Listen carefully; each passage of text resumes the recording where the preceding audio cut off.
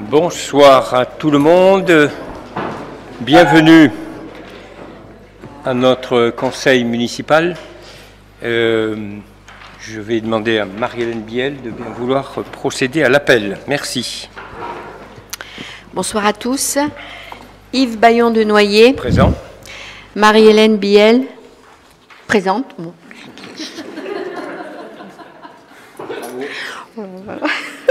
Laurent Bresson. Présent. Hélène Mérigot, représentée par Yves Bayon de Noyer. Stéphane Mathieu. Présent. Eliane Gomez. Présent. Christian Royer. Présent. Christiane David Mathieu. Présent. Patrick Gay. Présent. Olivier Louis. Jean-François Leclerc. Présent. Roland Tavernari, représenté par Jean-François Leclerc. Françoise Fortuné, représentée par Florence Lecomte. Jacques Nicolas. Présent. Thierry Blanès. Présent. Patrick Villon. Chantal Vedel. Présent. Florence Lecomte. Lionel Gomez. Présent. Florence Androugeski. Elisabeth Pereira. Laurent Rémy, représenté par Lionel Gomez. Sylvie Bourdelin. Estelle Schneider. Elle va arriver peut-être. Il y a un pouvoir à Marine. Ah, oui. D'accord. D'accord. Alors, pouvoir Marine Bouillin. Christiane Martin, représentée par Véronique Agoguet. Elle s'est excusée, elle ne peut pas venir. Elle a téléphoné et elle vous a donné pouvoir. Bruno Ripoll, Véronique Agoguet-Fernaillon, Claude Deloison. Très bien, merci. Alors, avant de démarrer ce conseil, je pense qu'on pourrait respecter une minute de silence, puisque une fois de plus, notre pays, mais aussi un pays ami, les États-Unis, nous sommes victimes d'attentats, de barbarie, d'aveuglement. Et il est sûr que toutes ces situations commencent à peser sur les esprits. Bon, nous, ce sont deux policiers, un couple qui ont été la cible. Donc, on vise en plus une famille. Donc, c'est pas uniquement l'autorité policière, c'est une véritable volonté de déstabiliser les forces de l'ordre de notre pays. Et donc, je pense qu'en ces moments je dirais difficile, et c'est vrai aussi pour les États-Unis, car ça risque d'amener tout type de dérive ensuite. Il faut que nous ayons la capacité de réfléchir, d'être soudés entre nous et de surtout ne jamais céder, je dirais, à la peur. Donc je vous propose, si vous en êtes d'accord, de respecter un petit moment de silence. Merci.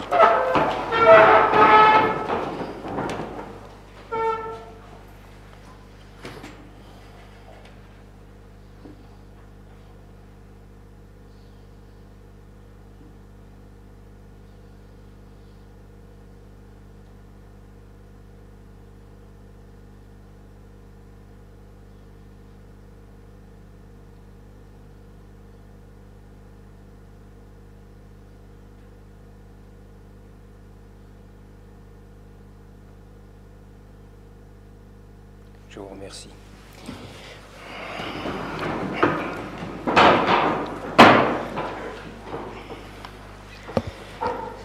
Donc nous pouvons ouvrir notre conseil municipal. Bienvenue à la presse, merci.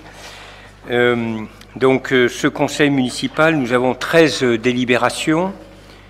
Une concerne une subvention que la commune va solliciter. Il y a 3 demandes de subventions qui sont sollicitées auprès de la commune par des associations. 3 concernent des tarifications de services. 2 traitent de la création de postes pour les TAP et également pour l'espace jeunesse. Et puis l'une, la convention avec le syndicat des Sorgues, voilà. Le syndicat, pardon, des eaux Durance-Ventoux. Donc 13 délibérations. Donc le premier point traite du compte-rendu de la séance du conseil municipal qui vous a été adressé et qui a été mis sur le site, qui est passé sur le site. En audio? Ah oui.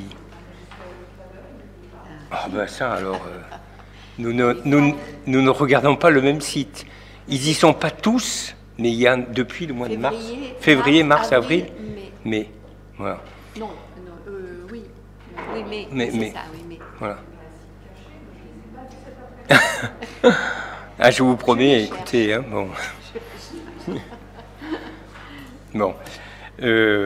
Non, mais on s'était engagé. C'est pas ultra facile. Il y a 2-3 petits aspects techniques. Il faut passer par un serveur qui nécessite un paiement qui ne peut être fait que par carte de crédit. Bon, la commune n'a pas de carte de crédit. Alors, c'est un tout petit peu compliqué, mais enfin, Laurent Rémy y est arrivé. Donc, voilà. Oui, non, je vous promets. Donc, avez-vous des commentaires par rapport à ce projet de compte-rendu qui vous a été adressé? Pas de commentaires. Donc, on peut le considérer comme approuvé. Y a-t-il des oppositions, des abstentions? Mais qu'est-ce qu'il faut que je fasse?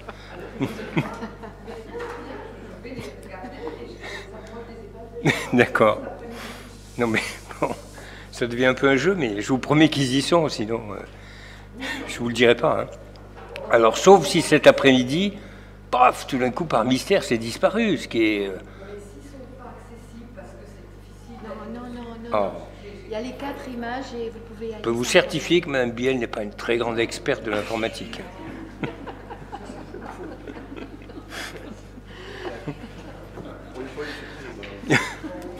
Bon, d'accord. Alors, donc ça, par exemple, cet échange sera enregistré. Voilà. Ah oui, vous n'avez pas ouvert votre micro. Ça, vous êtes en défaut. Donc je ne voterai pas le prochain. Bon. Le point suivant traite de la communication des décisions du maire, qui sont au nombre de 6 ou 7. Donc la première, c'est un avenant au marché de maîtrise d'œuvre pour la réalisation de travaux. C'est l'architecte conseil, je dirais, qui nous accompagne. Donc c'est l'avis du contrat. 2 décisions traitées d'une protection fonctionnelle pour des agents de service municipal qui doivent ester en justice ou se défendre. Une traite de la mission de la maîtrise d'œuvre pour l'aménagement de la nouvelle poste et des bureaux administratifs au-dessus, donc auprès du groupement d'entreprises Conrad Andrès. L'une traite de l'entretien des traçages des stades de la commune. Un marché traite de la réalisation des espaces verts autour de la crèche, à la traverse du Bourdis.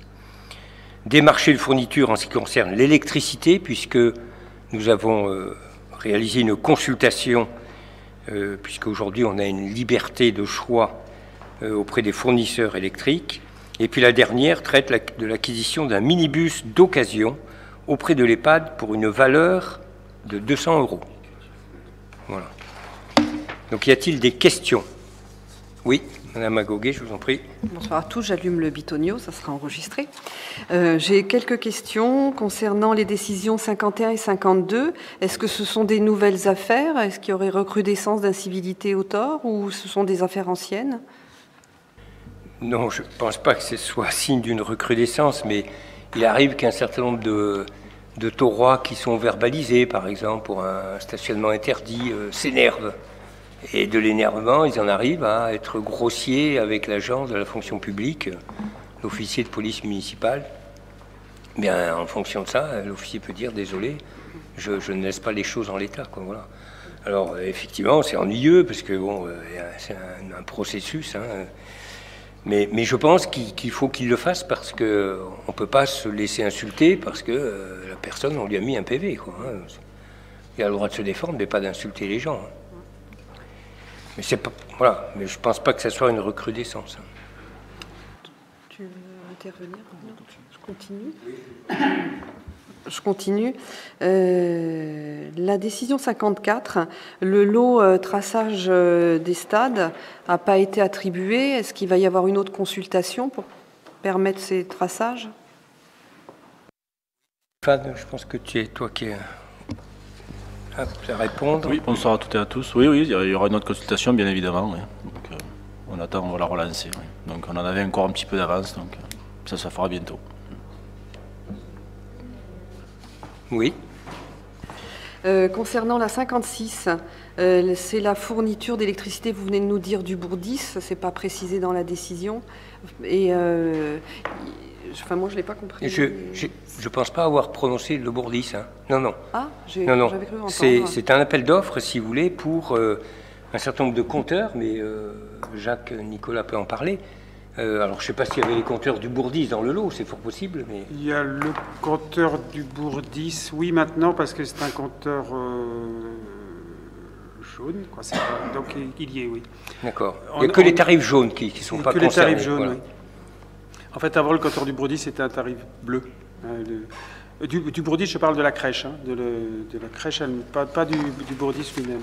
Hein. En fait, on a été obligé, et par une décision, de mettre en concurrence nos tarifs d'électricité.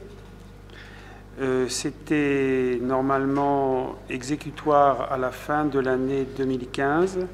On a vécu avec un système de contrat transitoire jusqu'au fin juin 2016. Donc, et à partir du 1er juillet, donc, on a fait un appel d'offres pour appeler d'autres fournisseurs possibles d'EDF que EDF tout seul. Donc on a fait un appel d'offres, on a eu 9 dossiers relevés, une seule réponse qui a été EDF, donc c'est EDF qui a gardé le contrat, mais qui nous le fait à des prix moins chers qu'avant. On a à peu près 10% de moins sur les contrats. Voilà. Oui, on s'étonnait de voir un devis, en fait. Donc, vous n'avez pas eu un devis par rapport au kilowattheure, mais un devis globalisé.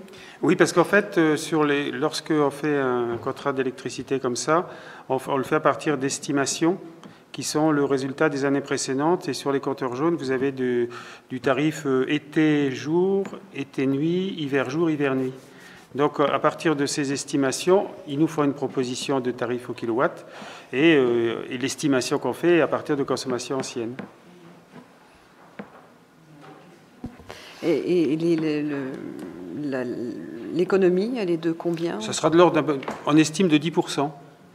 Alors que là, on a fait plus fin que la communauté de communes, par exemple, qui a réussi en estimation à avoir quelque chose qui est entre 6 et 7%.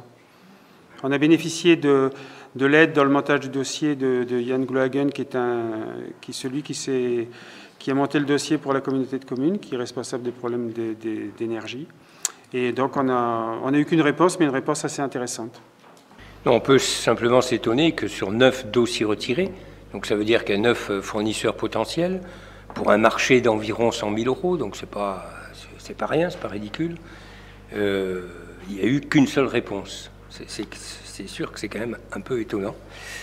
Je pense que les choses vont s'éclaircir au fil du temps, quoi. Hein, mais... On a eu plutôt de la chance parce qu'il y a eu au moment où tous les dossiers justement sont sortis, en fait personne ne répondait parce qu'ils n'arrivaient pas. Il y a eu une telle demande, puisque tout le monde s'est trouvé à la même date dans la même situation. Il y a eu une telle demande qu'il y a un certain nombre de dossiers où il n'y a pas eu de réponse du tout. Donc les gens se trouvaient avec des contrats qui étaient caducs, quoi. Et on va travailler là sur l'année, parce qu'en fait on n'avait pas de statistiques suffisamment fines pour travailler également sur les compteurs bleus.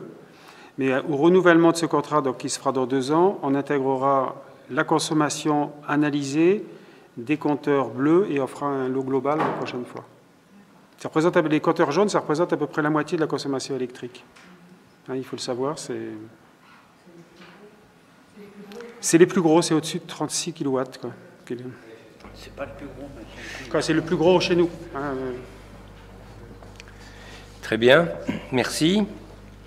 Pas d'autres questions. Donc on passe au premier point, la première délibération, qui traite d'une demande de subvention à la Direction régionale des affaires culturelles pour la restauration du beffroi. Donc Florence, tu as la parole. Merci. Bonsoir à tous et à toutes. Alors, lors de 2 précédentes séances du 10 février et du 16 juin 2015, le Conseil municipal a adopté le projet de restauration du beffroi et a sollicité le soutien de différents financeurs, dont un sénateur au titre de la réserve parlementaire et la DRAC pour la réalisation des études. Suite à différentes informations reçues, il est nécessaire aujourd'hui de modifier le plan de financement adopté. D'une part, nous avons été informés que nous ne bénéficierions pas de la réserve parlementaire. D'autre part, l'avancée des études nous a amené à modifier le coût estimatif des travaux. Celui-ci s'élève aujourd'hui à 300 000 € hors taxes, soit 360 000 € TTC. Et le montant des honoraires, contrôle technique et SPS, reste établi à 28 960 € hors taxes, soit 34 752 € TTC. Pour financer ce projet, la Direction régionale des affaires culturelles a déjà accordé une aide de 10 136 € pour la réalisation des études. Il s'agit aujourd'hui de la solliciter pour son soutien, pour une subvention à hauteur de 35% du montant des travaux hors taxes, soit une aide de 105 000 €. Donc le nouveau plan de financement serait le suivant. Dans les dépenses, coût des honoraires 28 960, coût des travaux 300 000, coût du projet 328 000, ce qui fait un coût total du projet TTC de 394 752. Dans les recettes se décompose une part pour la DRAC, une part honoraire de 10 136 €, une part travaux de 105 000 €. Pour la part communauté de communes, 71 000 €. La commune en autofinancement, 42 824 €. Et le montant de la TVA, 65 792 €. Donc je vous propose aujourd'hui de solliciter l'aide de la DRAC au titre des travaux et d'autoriser le maire à signer tous les documents qui pourraient être nécessaires à l'instruction du dossier. Merci. Y a-t-il des questions? Oui, je vous en prie. Oui, je voulais juste savoir quel est le parlementaire qui a refusé de Le sénateur. Le sénateur. C'est écrit. C'est le sénateur. On n'a pas mis son nom, mais c'est le sénateur. D'accord. Enfin, c'est lequel? Ouais. Monsieur Millon. Monsieur Millon. D'accord. Ok. Bien. On a noté également que le projet avait pris 11% aussi. Alors, il n'a pas réellement pris 11%. Oui. Hein, il avait mal été identifié par le maître d'œuvre dans sa totalité. C'est-à-dire que la restauration du beffroi comprend aussi la partie de gauche du bâtiment qui jouxte la poste. Et cette partie-là avait été mal estimée par le maître d'œuvre. Donc nous, elle avait bien été mise dans le cahier des charges, mais mal estimée. D'autant qu'en plus, aux sondages qui ont été effectués en avance de phase, il s'est révélé qu'on voyait une partie des remparts dessous. Donc la DRAC ainsi que les monuments historiques ont décidé de remettre en valeur cette partie des remparts en démolissant la toiture qui est au-dessus de la terrasse ouest du beffroi, qui ne sert à rien, qui est une pièce noire. Voilà. D'où le surcoût, je dirais, administratif, financier que l'on voit maintenant apparaître sur le marché. Mais c'est simplement parce que le maître d'œuvre n'avait pas cerné exactement la totalité du travail à réaliser. Un petit loupé. Il aura d'autres surprises? Non, parce que justement, on a fait faire les sondages exprès. On est allé le plus loin possible et en essayant de prendre la solution la plus chère au cas où, en estimant la solution la plus chère. Donc maintenant, il va y avoir la publication de la consultation, du dossier de consultation des entreprises. On verra à l'issue les résultats. Néanmoins, s'il s'avérait qu'il y a encore une mauvaise surprise, la DRAC maintient un taux de financement à 35%. Voilà, mais exceptionnellement pour ce projet-là. Voilà. En ce moment, il est plutôt à 20% pour les autres projets. Et ils nous maintiennent, ils nous l'ont garanti, un taux à 35%. Très bien.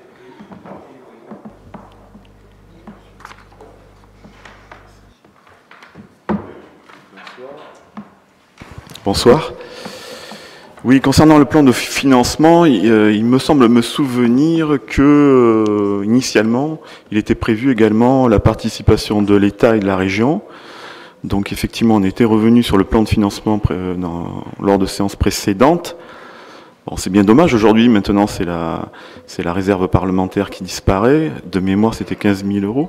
Non, c'était pas ça? Il n'a jamais, oui, 15 000 €, mais l'État et la région n'ont jamais été sollicités. Ça ne rentre pas dans les compétences. De toutes les façons, la part qui va être reportée sur la DRAC ne va pas couvrir ce qui était prévu de demander aux autres partenaires. Donc bon, le prix a évolué pour les raisons que vous avez données également. Donc je regrette que la participation des collectivités tiers ait autant baissé, ce qui en fait en définitive un projet coûteux pour la commune. et qui devrait peser avec les prévisions sur les projets à venir sur les deniers des Taurois.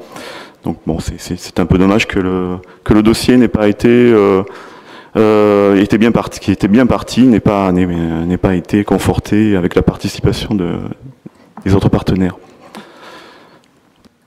Je rectifie juste un point qui annihile complètement tout ce que vous avez dit, je m'en excuse. Il n'a jamais été sollicité d'aide de la région. C'est simplement la participation, je dirais, du sénateur. C'est le seul élément. Donc, du coup, tout ce que vous avez dit, que ça va obérer les autres projets, etc. Il y avait une participation de l'État. Je peux vous retrouver les délibérations. La DRAC, c'est l'État. Non, mais c'était pas présenté de cette façon-là. Il y avait un plan de financement qui présentait d'autres partenaires que la DRAC. La DRAC, c'est l'État. Hein. Oui, oui. Mais il n'y a plus que la DRAC. Mais il n'y avait pas le conseil régional. Il y avait simplement une réserve parlementaire qui n'est pas au rendez-vous. Mais c'est tout. Très bien. Donc, je vous propose, après en avoir délibéré, donc d'approuver le projet de restauration du beffroi, du bâtiment du beffroi, d'adopter le projet de plan de financement qui vous a été détaillé, donc, et de solliciter le soutien de la Direction régionale des affaires culturelles pour une subvention à hauteur de 35% du montant des travaux hors taxe, soit une aide de 105 000 €, et d'autoriser le maire à effectuer les démarches afférentes. Donc, y a-t-il des oppositions? Y a-t-il des abstentions? Donc, merci. Adopté à la majorité. Donc, le dossier suivant traite de la mise en œuvre de la taxe locale sur la publicité extérieure.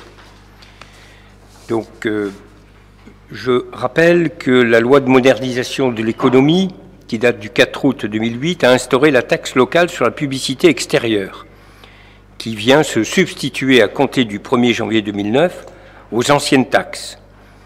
Et cette taxe locale est d'obligation. La collecte de cette taxe est d'obligation. Elle est applicable à la discrétion des collectivités, elle constitue à la fois une source de revenus, mais aussi un moyen de limiter les publicités intempestives sur notre territoire. Donc c'est une imposition qui frappe les enseignes, les préenseignes et les dispositifs publicitaires. Petite anomalie dans notre commune, il n'a jamais été délibéré de l'application de cette taxe locale sur la publicité extérieure, alors qu'elle est applicable depuis le 1er janvier 2009. Et donc nous sommes encore dans une totale irrégularité. Donc on peut délibérer de ne pas l'appliquer ou de l'appliquer de façon différente, mais on ne peut pas ne pas délibérer et ne pas la collecter. Sinon, on est en infraction, ce qui est tout à fait notre cas. Donc on rappelle que les supports taxables, c'est-à-dire tous les supports qui sont susceptibles de contenir une publicité, sont au nombre de 2, c'est les enseignes, c'est-à-dire les inscriptions ou une image apposée sur un immeuble et relative à une activité qui s'y exerce, et d'autre part les pré-enseignes, qui sont les inscriptions, les formes ou les images indiquant la proximité d'un immeuble où s'exerce une activité déterminée. Donc il y a deux supports, hein, enseigne ou pré-enseigne. Bon, le Code de l'environnement précise ce que constitue une publicité. C'est toute inscription en forme ou en image destinée à informer le public ou à attirer son attention, et les dispositifs dont le principal objet de recevoir les dites inscriptions, les formes ou les images sont assimilés à des publicités. Il y a des exonérations de droits. Tous les supports qui sont dédiés à l'affichage de publicités non commerciales, associations, etc. Les dispositifs qui concernent des spectacles sont exonérés. Les supports qui sont prescrits par une disposition légale ou réglementaire, tels que les panneaux électoraux, par exemple, ou qui sont imposés, obligatoires, par une convention signée avec l'État. Il y a un certain nombre de professions qui sont réglementées, telles que les plaques de notaires, de médecins, qui ne sont pas assimilées à de la publicité. Les panneaux de signalisation directionnelle, apposés sur un immeuble ou installés sur un terrain, les panneaux d'information sur les horaires, les moyens de paiement, les tarifs de l'activité, etc., ne sont non plus pas assimilés. Et puis les enseignes qui ont moins de 7 mètres carrés de surface cumulée, apposée sur un immeuble ou installée sur un terrain et relative à une activité qui s'y exerce, sauf si notre conseil municipal délibérait du contraire. Mais sinon, la loi prévoit qu'en dessous de 7 mètres carrés, il y a une exonération. Donc on précise que ces supports doivent être visibles de toute voie ouverte à la circulation, que ce soit une circulation à pied ou par un autre moyen de transport individuel ou collectif. Les tarifs, ils s'appliquent par mètre carré et par an à la surface utile des supports taxables, à savoir la superficie effectivement utilisable à l'exclusion de l'encadrement du support. Donc ceci est assez précis, de façon à éviter, je dirais, les conflits. La superficie imposable est celle du rectangle formé par les points extrêmes de l'inscription, de la forme ou de l'image. Pour les supports non numériques, la taxation se fait face par face, c'est-à-dire que s'il y a une inscription des deux côtés, ce sont les deux faces qui sont considérées. Lorsqu'un support non numérique permet de montrer successivement plusieurs affiches, que ça défile, la superficie taxable est multipliée par le nombre d'affiches effectivement contenues dans le support.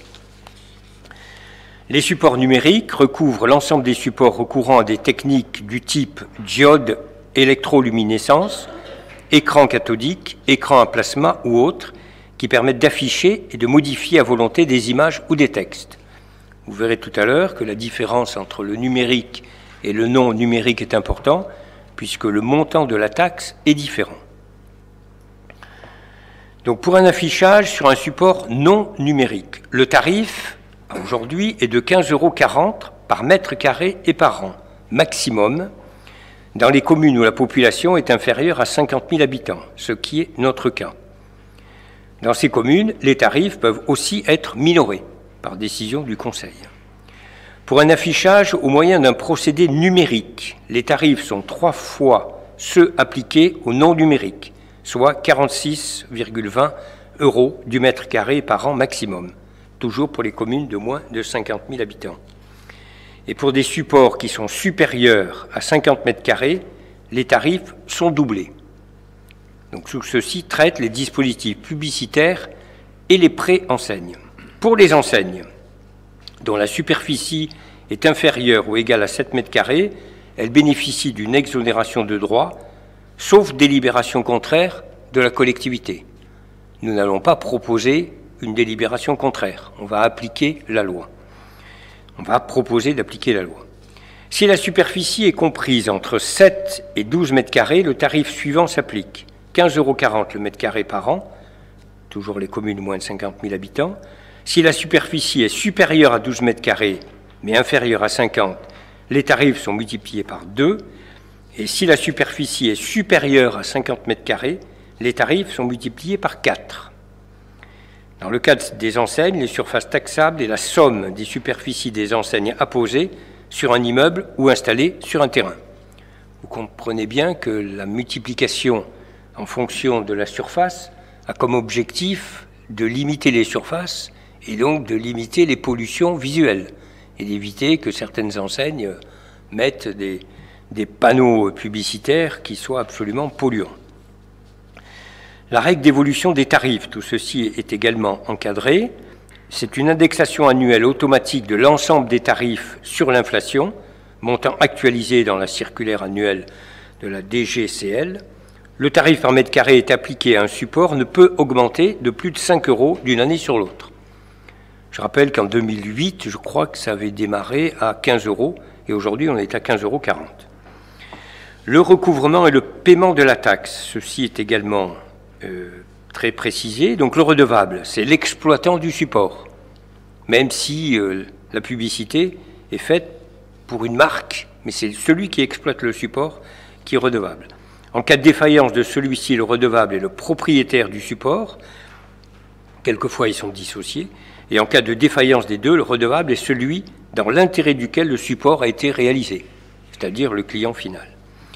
Le fait générateur est dû sur les supports existants au 1er janvier de l'année d'imposition et qui doivent être déclarés avant le 1er mars de la même année. Donc c'est une déclaration spontanée du commerce en question.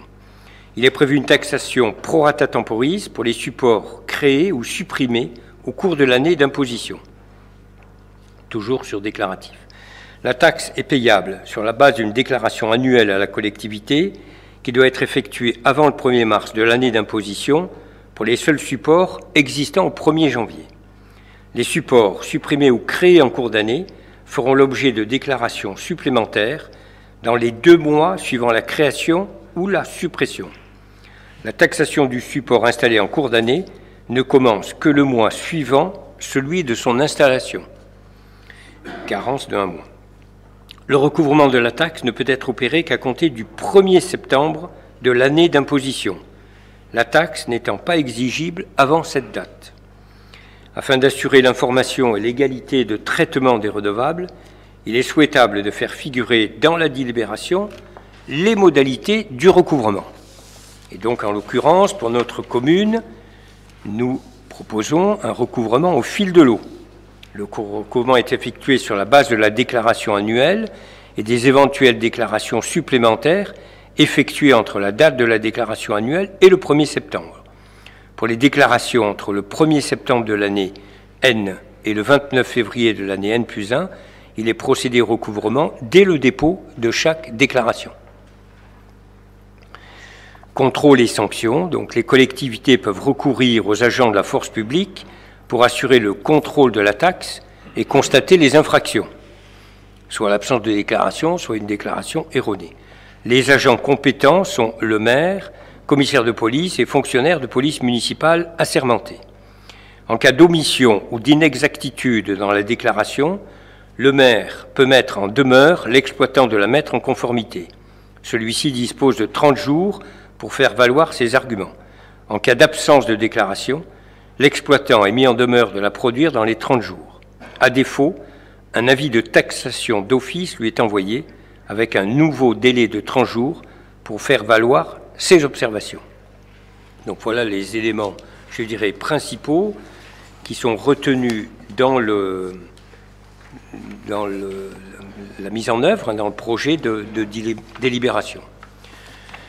Donc je voulais juste informer que nous avons réalisé un inventaire, mais qui n'est certainement pas exhaustif et pas complet, mais nous avons chiffré le montant potentiel, la collecte de la taxe, à environ 20 000 €. Donc il est regrettable que dans le passé, je dirais, la non-délibération n'ait pas permis à la commune de percevoir ceci. Et vous le savez, on a vu fleurir d'ici et là, pas de façon trop excessive, mais quand même, des panneaux qui sont, de mon point de vue, un peu polluants. Voilà. Donc, avant que nous passions à la délibération, y a-t-il des questions? Non, c'était juste une remarque. Monsieur le curé sera exonéré puisque ça concerne son panneau sur les horaires de la messe. Voilà. Et oui. C'est un panneau polluant, mais ça fait rien. Ça vous choque? Oui. D'accord. Je vous en prie. Monsieur Ripoll. Merci, monsieur le maire. Ma question porte en fait sur le mode d'information des exploitants et commerçants, enfin des intéressés. Bon, c'est vrai qu'une fois qu'on aura voté la délibération, elle aura force de loi. Donc, mais est-ce que vous, pour la mise en application de cette mesure, vous mettrez en place une mesure d'information ou de rencontre des intéressés? Alors, ce que nous avons prévu, c'est d'une part d'adresser un courrier à tous les commerçants que nous avons, qui sont répertoriés, mais qu'ils soient soumis à la taxation ou pas, puisque a priori on ne peut pas savoir s'ils le sont, pour les informer d'une part de cette délibération et du détail. Et nous avons prévu à la rentrée, à l'automne, une réunion d'information de façon à être en capacité à répondre à leurs questions, les aider dans les déclarations s'ils le souhaitent, et leur donner un certain nombre d'explications sur le pourquoi et le comment des choses. Voilà ce que nous avons prévu. Et bien sûr, on attendra janvier, février, mars que les déclarations arrivent. On va un peu les aider parce que ils ont pris l'habitude de ne pas le faire. Donc ils vont dire, tiens, qu'est-ce qui se passe? Mais c'est la loi. Le problème, c'est que c'est la loi. Elle n'a pas été appliquée au tort, mais c'est la loi.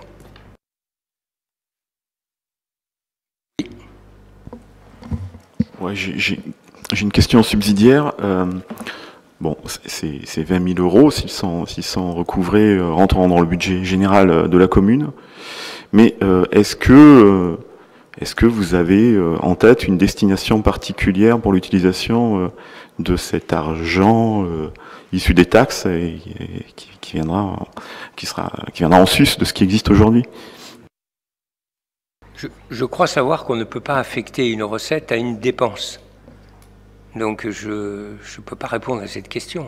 Mais ça va rentrer dans le budget général de la commune qui dépense des frais de personnel, des investissements, de l'électricité, etc. Voilà. Mais on ne peut pas dire cet argent, pouf, il va partir à tel endroit. Je pense que ça ne serait pas légal.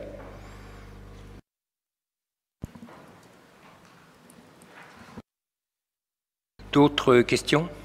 Donc, après en avoir délibéré, donc je vous propose, donc on reprend dans la délibération l'ensemble des considérants, mais je vous propose donc de décider de mettre en œuvre la taxe locale de la publicité extérieure à compter du 1er janvier 2017 sur l'ensemble du territoire communal, de décider de fixer les tarifs de la TLPE pour les dispositifs non numériques moins de 50 m² à 15,40 €, plus de 50 m² à 30,80 € et pour les numériques, moins de 50 m², 46,20 € et plus à 92,40 €. Tout ceci pour les dispositifs publicitaires et préenseignes. Pour les enseignes, de 7 à 12 m², 15,40 € le mètre carré. Les enseignes de 12 à 50, 30,80 € et les enseignes de plus de 50 m², je ne sais pas si on en aura beaucoup, à 61,60 € le mètre carré. Dans le cas des enseignes, la surface taxable est la somme des superficies des enseignes apposées sur un immeuble ou installées sur un terrain. On décide de ne pas appliquer d'exonération ou de réfaction sur ces tarifs, outre les exonérations qui sont de droit. Et enfin, nous décidons d'appliquer un recouvrement dit au fil de l'eau. Le recouvrement est effectué sur la base de la déclaration annuelle faite entre le 1er janvier et le 1er mars de chaque année et les éventuelles déclarations supplémentaires effectuées entre la date de la déclaration annuelle et le 1er septembre. Pour celle-ci, le recouvrement ne se fera qu'à partir du 1er septembre. Pour les déclarations comprises entre le 1er septembre de l'année N et le 29 février de l'année N+1, il est procédé au recouvrement dès le dépôt de chaque déclaration. Donc je soumets à vos voix. Y a-t-il des oppositions? Y a-t-il des abstentions? Donc merci, adopté à l'unanimité. Le dossier suivant traite de l'actualisation des tarifs des droits de place des fêtes foraines. Monsieur Jean-François Leclerc. Bonsoir. Le Conseil municipal a actualisé une partie des tarifs des services rendus à la population au cours de la séance du 15 décembre 2015.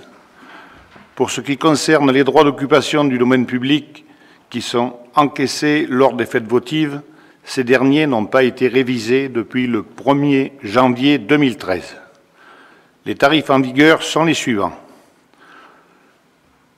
De 1 à 100 m² par jour, 0,56. Au-dessus de 100 m² jusqu'à 300, 0,46. En ce qui concerne les branchements électriques, première catégorie, par jour, 28,50. Deuxième catégorie, 24,50. Troisième catégorie, 14,30. Quatrième catégorie, 10,20. Les catégories relatives aux tarifs de l'énergie ont été établies en fonction de la puissance fournie.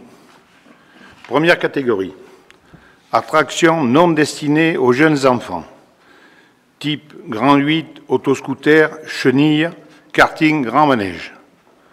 La deuxième catégorie, attractions destinées aux jeunes enfants, manège enfantin, mini-scooter, autodrome enfantin, confiserie. Troisième catégorie, tir, loterie et similaires, jeux d'adresse, kermesse, petite boutique. Quatrième catégorie, attractions très faiblement consommatrices d'énergie, type pêche au canard. Il est proposé d'actualiser les tarifs des droits de place d'environ 2% et de maintenir les tarifs en vigueur pour les branchements électriques. Cela portera les tarifs au montant suivant. Droit de place pour la fête foraine, le mètre carré de 1 à 100 mètres carrés par jour à 0,57, le mètre carré de 101 à 300 mètres carrés par jour 0,47. Les nouveaux tarifs prendront effet à compter du 1er juillet 2016. Je vous prie de bien vouloir délibérer. Merci Jean-François. Y a-t-il des questions?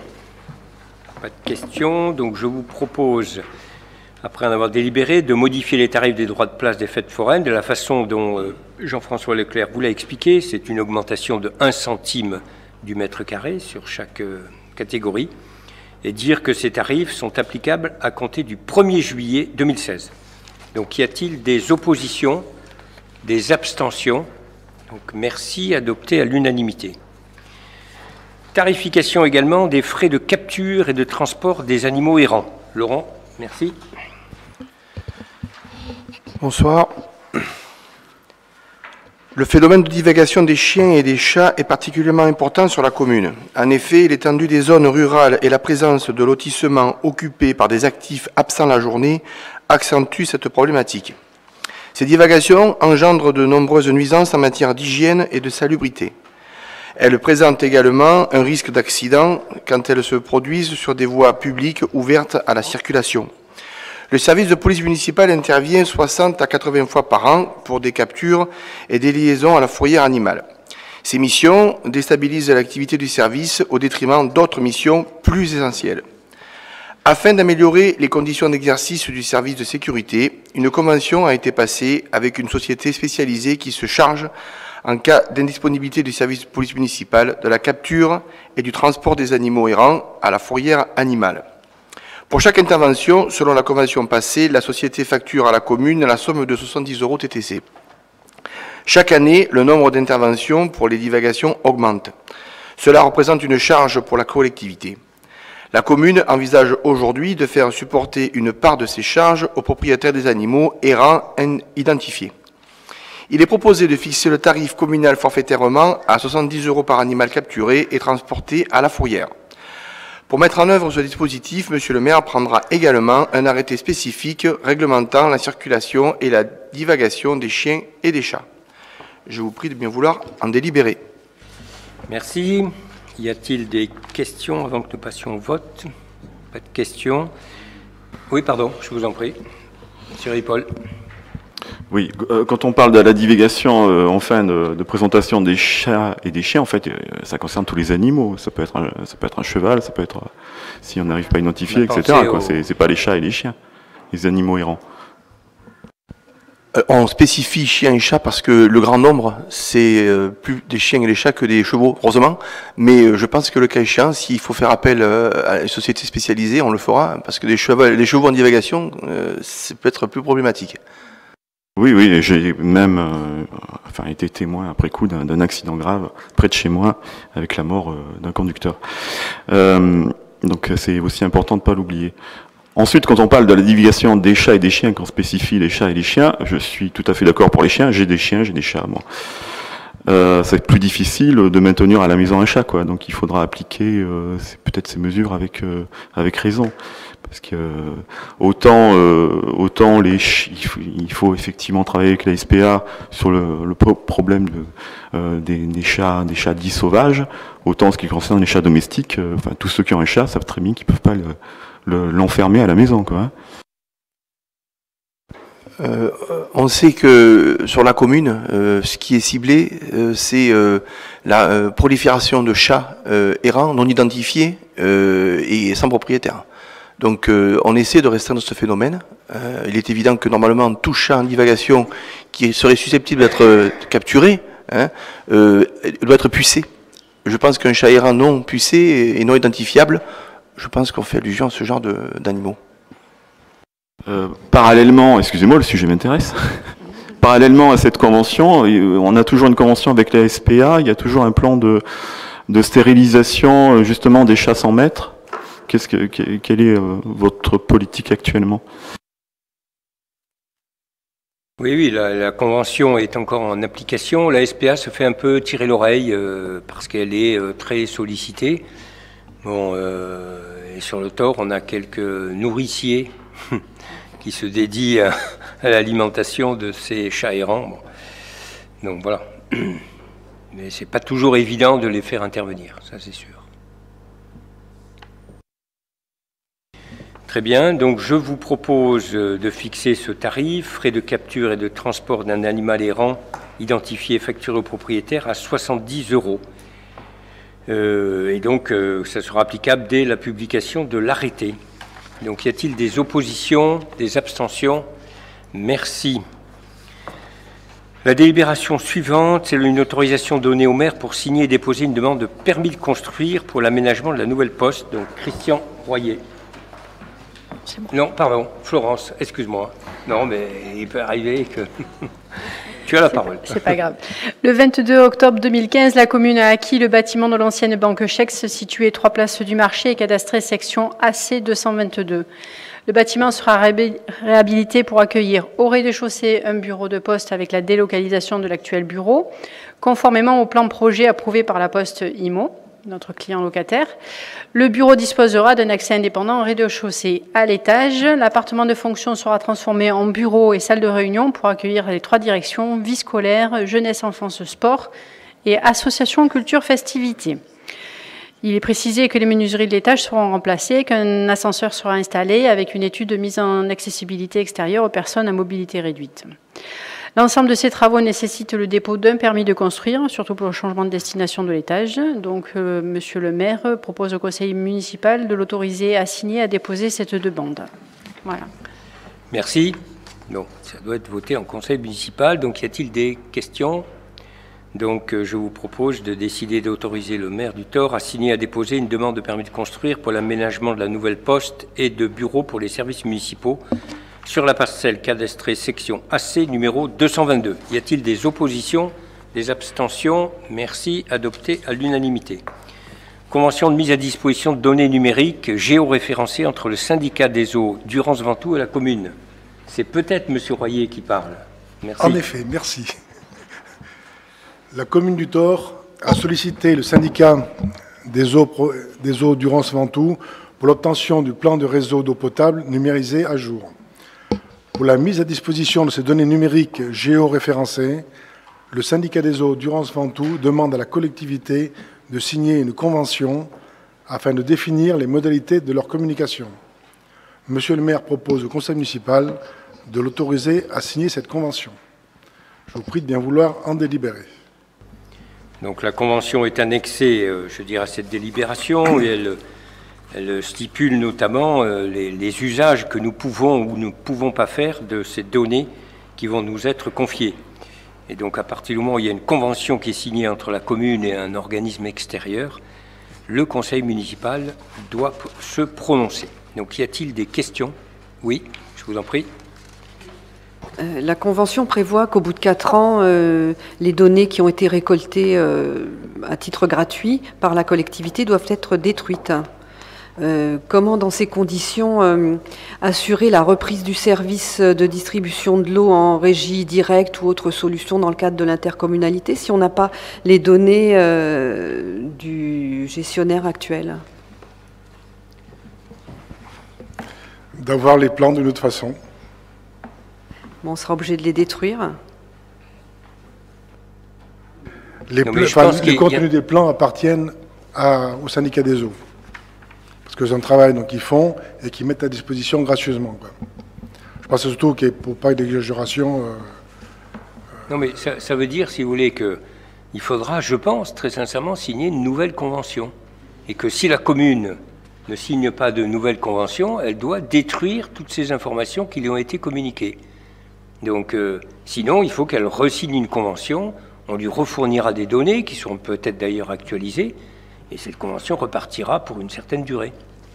Voilà. Donc, ce n'est pas quelque chose qu'on fournit, et puis dans 50 ans, on ne sait plus, etc. Donc, il y a une fin de la convention qui est 4 ans, et si on ne renouvelle pas, bien sûr, il faut détruire. Une précision, les plans sont remis à jour tous les ans par le syndicat des eaux. Voilà. Donc je vous propose dans le délibéré, de m'autoriser à signer la convention de mise à disposition de données numériques géoréférencées entre le syndicat des eaux d'Urance-Ventoux et la commune, convention annexée à la présente délibération. Et on précise que cette convention a une durée de 4 ans. Y a-t-il des oppositions, des abstentions? Merci, adopté à l'unanimité. Madame Biel, création de postes de vacataires pour les temps d'activité périscolaire pour la rentrée scolaire. Donc on s'y prépare un peu à l'avance, 2016-2017. Merci. Dans le cadre de la réforme des rythmes scolaires, le service enfance de la commune propose des activités aux enfants des écoles maternelles et élémentaires du Thor sous forme d'ateliers hebdomadaires, des demi-journées identifiées. Certaines de ces activités sont assurées par des intervenants possédant la qualification requise et pour lesquels la commune établit un contrat de travail. D'une manière générale, les activités dispensées relèvent du domaine sportif, culturel ou artistique en lien avec le PEDT. Le caractère ponctuel de ces emplois ainsi que la spécificité des activités ne permettent pas de recruter ces personnes sur un statut d'agent titulaire de la fonction publique. De plus, le mode de rémunération prévu est celui de la vacation d'une durée d'heure. Conformément au décret du 15 février 88, les personnes recrutées dans ces conditions sont considérées comme des participants occasionnels à l'action publique et soumis au statut de vacataire. Pour l'année scolaire à venir, il convient donc à la fois de créer ces postes au nombre de 4 et de fixer le coût des vacations correspondant aux différentes activités à 30 € l'unité, soit 19 € bruts pour l'intervenant. Je vous prie de bien vouloir en délibérer. Merci. Y a-t-il des questions avant de passer au vote? Oui, je vous en prie.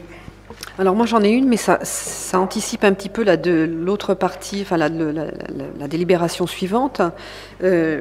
Là c'est marqué donc 30 €, je n'ai toujours pas compris le financement, hein, mais 30 € l'unité, soit 19 € bruts pour l'intervenant, et c'est quelque chose qui n'est pas repris dans la délibération concernant les vacataires pour l'espace jeunesse. Alors quelle est la différence de calcul? Parce que c'est toujours des vacataires.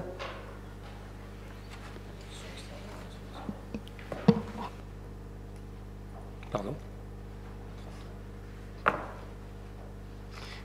Oui, la différence, c'est qu'on n'a pas précisé le montant net dans l'autre délibération, donc on a un peu anticipé. Hein. C'est peut-être effectivement une erreur. Parce qu'on détermine que c'est un coût qui est rémunéré, mais là-dessus, on déduit, bien évidemment, l'ensemble des charges. Donc, c'est ce qui a été précisé dans cette délibération. Ça aurait peut-être dû être précisé dans la suivante. Bon. Sauf que pour les vacataires de l'espace jeunesse, c'est 30 € pour 1h30. Donc au prorata, ça fait 19 €, mais on ne sait pas, ça fait 19 € de l'heure. Alors le traitement n'est pas le même parce que l'un, ce sont des contrats qui sont pour le trimestre seulement. Donc chaque trimestre, ils sont remis en cause et ils peuvent ne pas être retenus, ce qui a d'ailleurs été le cas cette année, puisqu'on a voulu faire tourner les activités. Donc, ceux qui interviennent dans les TAP sont dans des situations plus précaires, entre guillemets, que ceux qui interviennent au sein de l'espace jeunesse, où là, ils ont un contrat pour l'année. Voilà. Bon, et d'autre part, à l'espace jeunesse, ils interviennent toutes les semaines, alors qu'ici, ils interviennent que pendant les jours scolaires. Donc, je reviens à cette délibération donc, pour les TAP. Y a-t-il d'autres questions? Non? Donc, je vous propose de décider la création de 4 postes de vacataires afin d'assurer l'encadrement ponctuel des ateliers à caractère sportif, culturel ou artistique prévus dans le cadre des TAP, de fixer le coût de la vacation à 30 € l'unité, soit 19 bruts pour l'intervenant, et bien sûr dit que les crédits nécessaires sont inscrits au budget de l'exercice 2016 et seront également inscrits au budget de l'année prochaine. Donc, y a-t-il des oppositions, des abstentions? Madame Martin, elle vous a téléphoné pour vous dire que... Mais si vous ne l'aviez pas dit, je l'aurais dit, parce que je sais qu'elle s'abstient toujours. Voilà. Donc, adopté à la quasi-unanimité, moins une voix. Merci d'avoir voté pour Madame Martin. Donc, moins une voix. Ah, attention, vous êtes en infraction. Vous ne pouvez pas voter différemment. Votre cerveau ne peut pas se couper en deux. Mais c'est la loi, c'est comme ça. Alors on vote pour. Voilà. Vous votez pour? Oui. Vous ne lui direz pas, parce que ça ne va pas lui plaire. Je vais m'attirer ses foudres. Donc adopté à l'unanimité. Mais on est de tout cœur avec Madame Martin. Elle saura que j'ai quand même fait de la résistance. Oui. Voilà. Voilà. Mais la loi ne permet pas, m'a rappelé la secrétariat général. Je l'ignorais. Stéphane, c'est la délibération suivante a déjà été bien effleurée, mais cause quand même. Oui, effectivement, on l'a déjà évoqué. Donc cette fois-ci, ce sont des vacations pour l'année, pour l'espace jeunesse, pour des jeunes de 12 à 17 ans. Donc en fait, ça correspond à 2 ateliers, un atelier hip-hop, initiation et perfectionnement, et l'atelier théâtre, initiation et découverte des différentes techniques théâtrales. Donc ce sont déjà des ateliers qui ont été faits cette année, donc c'est un renouvellement. Voilà, donc pour chaque atelier, la vacation est de 1h30 et s'élève à 30 €. Je vous prie de bien vouloir en délibérer. Très bien. Y a-t-il des questions? Donc je vous propose d'en délibérer, de décider de mettre en place 2 ateliers pour les jeunes inscrits auprès de l'espace jeunesse City View, un atelier hip-hop hebdomadaire, un atelier théâtre hebdomadaire, plus un atelier supplémentaire chaque mois. Ces 2 activités auront lieu entre le 12 septembre et le 30 juin. Décider la création de 2 postes de vacataires afin d'assurer l'encadrement ponctuel de ces ateliers et d'en fixer la tarification à 30 €. Et bien sûr, dit que les crédits sont inscrits au budget et seront inscrits au budget de l'année suivante. Y a-t-il des oppositions, des abstentions? Donc merci, adopté à l'unanimité. La délibération suivante traite de la convention de partenariat entre l'espace jeunesse de Caron, de la commune de Caron, et notre espace jeunesse dans le cadre de rencontres interclubs. Stéphane, tu as la parole. Oui. Alors, dans le cadre d'une rencontre interclub jeune, les structures jeunesse de Caron et de la commune ont souhaité organiser un bivouac le 26 juillet à Caron et le 9 août au Thor.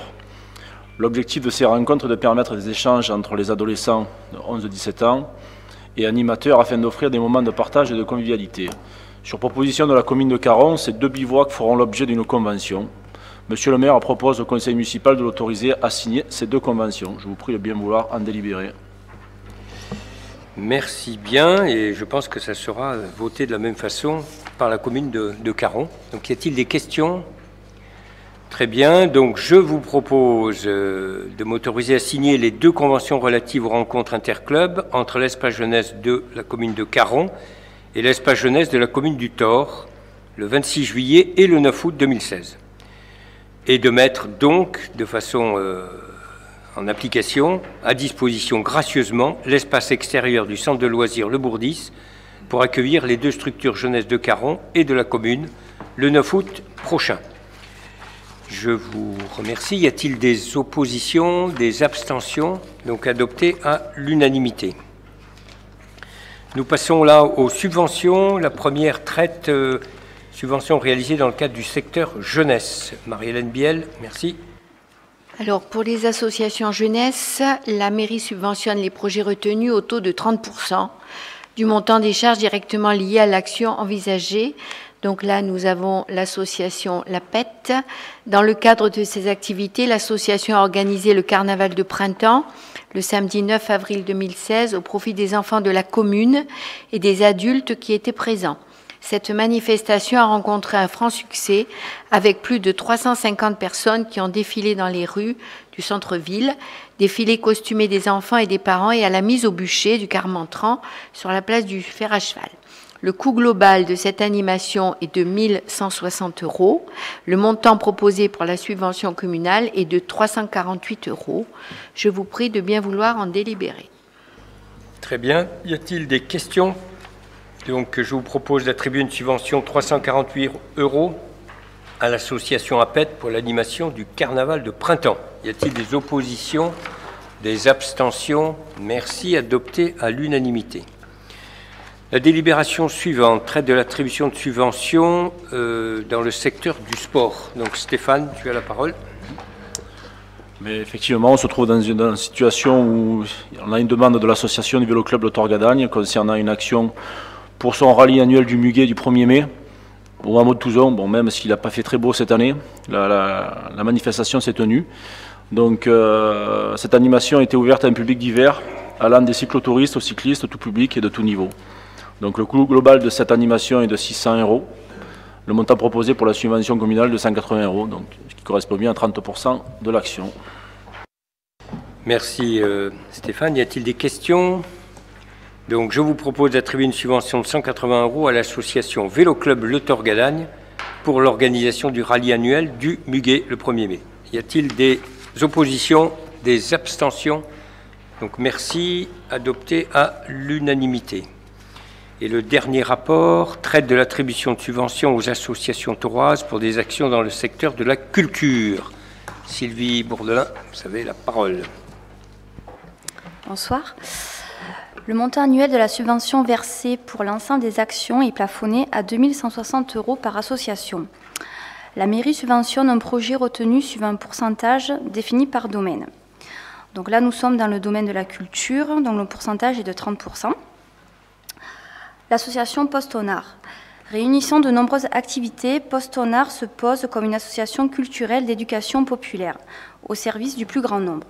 L'association propose des activités artistiques à ses 400 adhérents dans un local privé, le Mas de la Cigalière, dans la zone artisanale La Cigalière. Il est proposé de soutenir l'association pour le paiement du loyer du local en attribuant une subvention de 4 662 €. Pour 2016, l'association sollicite une aide pour plusieurs actions. La première concerne le renouvellement du parc informatique utilisé par le personnel administratif pour la gestion de l'association. Le budget prévisionnel retenu est de 4 700 €. Le montant de la subvention proposée est 2 410 €. La deuxième action concerne l'achat de matériel et de petits mobiliers pour l'atelier des arts de la terre. Le budget prévisionnel retenu est de 2 320 €. Le montant de la subvention proposée est de 696 €. Association Le Sonographe. Le Sonographe est un lieu de diffusion spécialisé dans le blues et captant un public départemental et régional. L'association présente sur toute l'année dans sa salle du Thor une programmation variée de blues et de jazz, invitant des musiciens de toute nationalité. Pour 2016, le budget prévisionnel de la programmation musicale est de 76 000 €. Il est proposé d'apporter une aide de fonctionnement à son financement à hauteur de 1 215 €. De plus, l'association poursuit le réaménagement et la décoration des espaces pour accueillir son public. 3 projets sont planifiés pour cette année. L'agrandissement de l'espace bar et de la cuisine attenante avec l'achat de matériel adapté, la décoration de l'espace accueil et exposition avec l'achat de luminaires, petits matériels et prestations graft pour les murs, la valorisation de la diffusion des concerts sur l'ensemble du lieu avec l'achat d'un vidéoprojecteur professionnel et d'un écran de projection de 2,80 m par 1,40 m. Le budget prévisionnel est de 13 530 €. Compte tenu du plafond des aides de la commune, le montant de la subvention d'action est de 2 160 €. Je vous prie de bien vouloir en délibérer.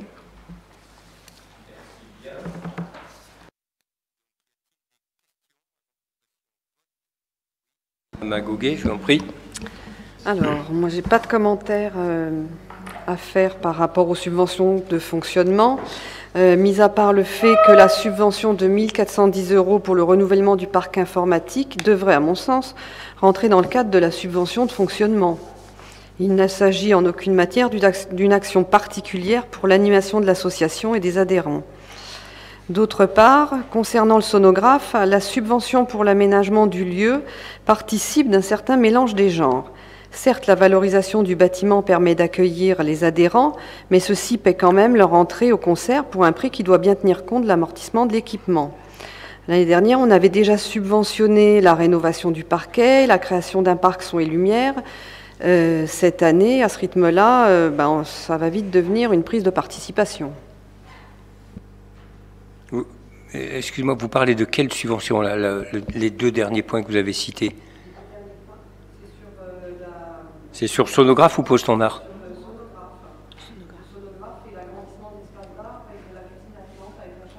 D'accord, d'accord. Alors, si vous la différence entre fonctionnement et action, bon, les actions, soit c'est une réelle action, soit c'est un investissement. Bon, historiquement, c'est toujours comme ça que les subventions ont été traitées. Donc l'investissement sur le matériel informatique est considéré dans les actions et non pas dans le fonctionnement normal. Voilà, c'est historique, c'est comme ça. Alors ça pourrait être revu, parce que globalement, il déclenche une opération, un acte d'achat sur un matériel qui est un peu exceptionnel, et comme vous le savez, les associations n'amortissent pas. Si elles étaient dans des schémas où elles pourraient amortir, effectivement, le montant d'amortissement annuel rentrerait dans le fonctionnement, bon, ce qui est pas le cas. Bon, en ce qui concerne la programmation musicale, vous voyez bien qu'entre les 76 000 € qui sont leur chiffre d'affaires de vente, leurs recettes, et le montant qui est subventionné à 1215, l'écart, il est effectivement considérable. Parce que, effectivement, ils sont dans un schéma de vente, je dirais, de programme. Mais, vous savez, on en a beaucoup discuté. Aujourd'hui, je connais quand même aucune association culturelle qui donne des concerts qui peut vivre par elle-même. Prenons la plus grosse, qui est notre voisine, le Festival d'Avignon. S'il n'y avait pas l'État, la commune d'Avignon et le département, eh bien, ce spectacle n'aurait jamais lieu. Prenons-en un autre, les Chorégies d'Orange, ça serait exactement la même chose. Donc s'il n'y avait pas le département et la région et l'État pour les aider. Donc voilà, le sonographe, alors on peut aimer ou pas aimer leur spectacle, ça c'est quelque chose de complètement différent, mais il est clair qu'ils ont quand même un certain rayonnement, au-delà de notre commune, hein, un rayonnement culturel, ils font venir des personnes de l'extérieur. Et je pense très sincèrement que notre commune ne peut pas être absente de l'aide auprès de ce type d'associations culturelles dans le domaine du spectacle. Non, on ne peut pas être absente, mais enfin financer tous les travaux de rénovation, le parquet, l'année dernière, cette année c'est la cuisine, enfin c'est autre chose, ça participe d'une autre démarche, je trouve. On ne le finance pas tout, si vous voulez, sur 13 530 €, c'est 2 000 €, 2 160 comme est la commune, donc c'est un pourcentage, hein, et de toute façon c'est plafonné. Donc voilà, on ne finance pas tout. Hein. Oui, il pourrait louer un local municipal, oui, c'est sûr. Bon, par ailleurs, ils vivent difficilement, hein, bon, on a leur compte, c'est de l'équilibre difficile, très difficile. Oui, monsieur Ripoll. Oui, on ne vise pas telle ou telle association, et je suis d'accord avec ce que vous venez de dire, effectivement. Mais malgré tout, bon, je me souviens aussi qu'il y avait eu une aide à l'achat d'un véhicule lors d'une précédente séance. Alors, je ne sais plus pour quelle association. Donc, c'était pas dans le fonctionnement, c'était aussi dans l'action. Donc, c'est vrai que la limite est ténue, et il vous faudra être extrêmement vigilant à pas créer un déséquilibre du traitement du coup entre les associations, quoi. Enfin, c'est vrai que la distinction n'est pas évidente pour nous. Et puis par ailleurs, concernant l'aide en particulier au sonographe, alors il y a l'intercommunalité ne peut pas intervenir dans le secteur de la culture, mais il y a des moyens qui ont été trouvés de façon subtile par Châteauneuf de Gadagne pour indirectement aider Aquaba, qui est à peu près dans le même secteur que le sonographe. Donc alors je sais que le biais est difficile à prendre parce que je crois que c'est par rapport à l'immeuble où il y a eu une action là-dessus. Mais est-ce qu'il pourrait pas être recherché une piste parce que c'est vrai que en même temps le sonographe est un plus de même façon que l'auditorium pour le tort. Hein. Donc est-ce qu'il pourrait pas être recherché plutôt des financements en sollicitant l'intercommunalité? Alors le dossier Aquaba est un peu différent, donc l'intercommunalité a acheté un bâtiment qu'elle loue à l'association Aquaba. Donc elle en retire un loyer. Donc voilà, donc là aujourd'hui c'est un propriétaire privé qui loue à l'association sonographe, mais l'intercommunalité ne verse aucune subvention à Aquaba. La commune de Châteauneuf, oui, un montant relativement modeste, mais enfin elle verse une subvention, mais pas l'intercommunalité. Elle leur facture un loyer pour l'utilisation du bâtiment. Voilà. Mais je pense qu'il faut qu'ils essaient de travailler plus large, c'est sûr, et c'est certainement un schéma économique difficile pour ce qui les concerne. Hein. D'autres questions?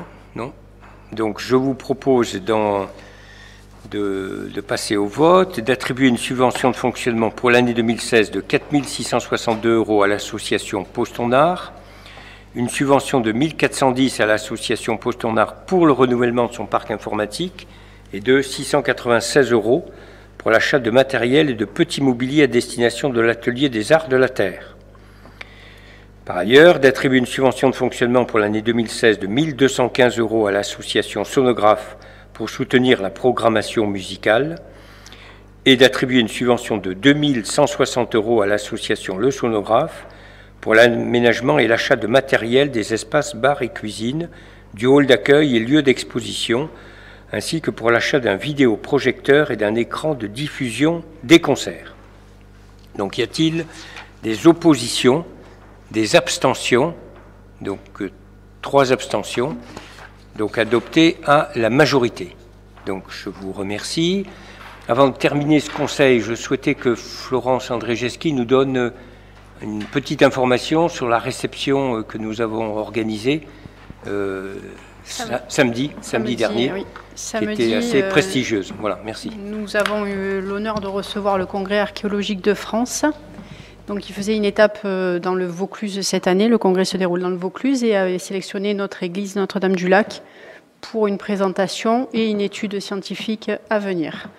Donc, c'est la deuxième fois en un peu plus d'un siècle que le Thor a l'honneur de recevoir le Congrès archéologique de France, ce qui prouve la renommée de notre Église, qui est quand même pour le moment citée dans une vingtaine d'ouvrages de référence sur l'art romano-gothique, et donc qui pourra nous permettre aussi de mettre en valeur encore plus l'édifice, parce que c'est monsieur Andreas Hartmann-Wirnich, un archéologue enseignant sur la faculté d'Aix-en-Provence et chercheur au CNRS, qui va en faire l'étude scientifique architecturale et essayer d'en comprendre la genèse.